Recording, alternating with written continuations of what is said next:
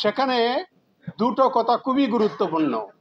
General Ibrahim বলছেন যে আমার 12 কোটি টাকা ঋণ হয়ে গেছে, আমি আর আপনাদের সাথে থাকতে পারছি না, আমার টাকার প্রয়োজন, আমি সে কারণে সরকারের সাথে যোগ দিচ্ছি।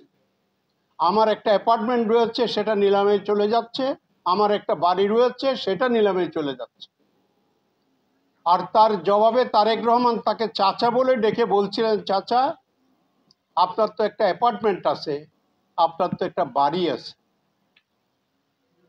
আমি তারেক রহমানের আমার কোনো অ্যাপার্টমেন্টও নেই, আমার কোনো বাড়িও নেই। দুনিয়ার কোনো অংশে বা বাংলাদেশে কোনো অ্যাপার্টমেন্ট আমার নেই, কোনো বাড়িও আমার নেই। পৈতৃক সূত্রে বগুড়ায় কিছু কৃষি জমি আমি পেয়েছি, একটা বাড়ি পেয়েছি, এইটুকুই আমার উত্তরাধিকার, এইটুকুই আমার সম্পদ।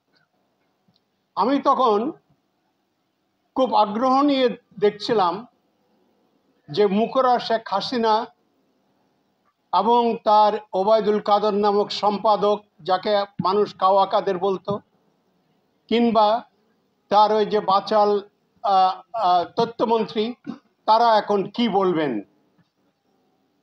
তারা যদি বলতে পারেন, কিরে তারেক আপনি মিথ্যা কথা বলছেন কেন, আপনার তো ওই জায়গায় অ্যাপার্টমেন্ট আছে, এই জায়গায় বাড়ি আছে, অমুক ব্যাংকে আপনার এত টাকা জমা আছে, এই কথা তারা এখন নিশ্চয় তাদের মুখ থেকে আমরা শুনব।